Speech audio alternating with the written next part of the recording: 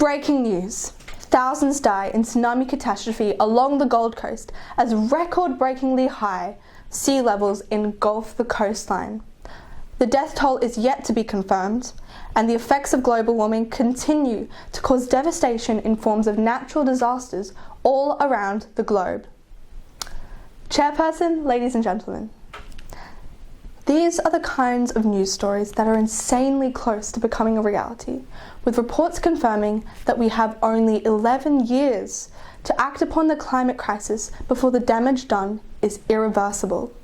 Yet, on a global scale, our world leaders fail to communicate with us on this matter whatsoever. Now, when we break this problem down from the politics and the panic, the real essence of why we don't seem to be doing anything is simple: lack of communication. A rocky road leading to conflict that humans have been struggling over for centuries. I'm sure we've all been there, pushing away the pain, pretending it's not there, and then regretting it later. But the truth is, ignoring the problem will not make it go away. That's why I'm here with you today, to discuss the individual conflict and pain that we all will come to face, and the global environmental pain that we all ignore. I want to share with you the importance of communication in any dilemma, in order to stop taking advantage of our situations so we don't regret it. When I was 12 years old, my mother got a call from overseas and we received the news that my father had passed away. I spent the next few weeks crying or doing nothing, and it wasn't until a while later that I realized how much regret I had for not calling when my mother told me to call, and for not sending the letters she told me to send. I had taken advantage of my life and my situation and hadn't realized how quickly it could all be lost. I don't really get to talk about the loss of my dad much. I think it's just because people don't know what to say. My friends don't really like to acknowledge it either, and even if I mention offhand something that I used to do with him, they'll go silent.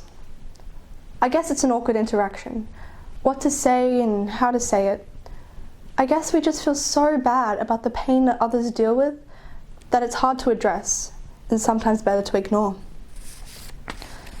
I just remember the first day that I came back to school, a hot summer's day of November 2015, putting my bag in the bag rack and then immediately collapsing into tears as I got to the classroom door. I remember my classmates running out to me, asking if I was okay. I remember the hushed whispers as soon everyone in my class had found out what happened. And I remember how they avoided me and avoided talking to me for the couple of days that followed.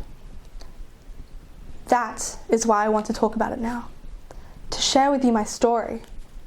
Because in not knowing what to say and ignoring the pain that someone else may be dealing with, the situation will get worse. It sends a message that we are afraid of our pain and our emotions, when really we should accept them, realize that it feels better to talk about them, and that it allows a clear path ahead in healing. People don't see this, but open communication will always improve a situation, as it does for me now. We shouldn't let emotional barriers and discomfort separate our problems from actually talking about them. This is why communication is key. The reason we haven't gone anywhere substantial in the race against climate change is because we are not able to discuss it openly and truthfully and take responsibility. I mean, look, it paints a really bad picture of humanity, that we don't care about the planet and we're too lazy to do anything to save it. And in some ways, this is true. But it is my belief that humans aren't bad or instinctively vile creatures. It's just that we have taken advantage of nature, our beautiful home for so long, and now we feel guilty about the damage we have done to it. We feel guilty about the situation we put ourselves in and how we only have ourselves to blame. No one likes confrontation, so we have ignored it. Because in actual fact, we have known for over 40 years that climate change was going to affect us. 1979, the world's first climate change conference. 1986, the US Senate Committee on the Environment, where it was stated, "We have a problem, a very serious problem." Decades later, and as the Earth loses animal species up to 10,000 times the natural rate, polar ice caps melt and sea levels rise, people are still arguing about whether climate change really exists or if it's just a conspiracy theory. We are failing to take this as a serious enough matter to drop everything else and fix it. As a society, we are taking advantage of the wonders of nature around us, the place humans have lived and thrived upon for thousands of years, and throwing it all away just for mere convenience in our lives. Because at the end of the day, we all feel the same emotions, deal with the same type of loss at some point, deal with the same type of experiences at some point. Happiness, hope, love, pain, grief, or loss. These are the things that bring us together, that make up our humanity. Just as how global warming is a shared crisis, one that will affect each and every one of us. We need to treat the earth like a friend who is hurting, like a loved one we're losing. However, it seems that it's going to take global warming to start affecting us directly and significantly for the world to even care. But the scary thing is, it is dangerously close to coming to this point. Today is the day I ask you to please make a change.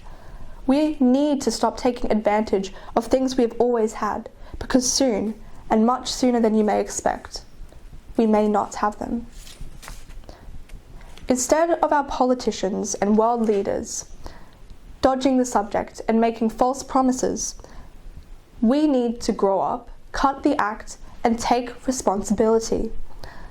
Not everyone is an environmental scientist or world leader, but the little things in our lives are what really make the difference. Next time you see that advertisement on Facebook, save the date and go to that climate change rally. Next time, turn off your lights, save your water usage, and limit the amount of plastics you buy. Imagine if every single one of us acted upon these small efforts every day. Imagine the difference it could make for the future. All in all, people shut themselves off from the pain or the guilt of addressing what has happened instead of actually doing something to try and fix it. Not just in personal issues, but global issues as well. Because in the same way that we ignore that others may be hurting, we ignore that the world is hurting. So while society sits in blissful ignorance, crisis after crisis hits the world every day. We have become desensitized to it. We have compartmentalized the guilt and fail to take responsibility. Overall, in personal issues and global issues, instead of blocking off the pain and ignoring it, let's talk about it.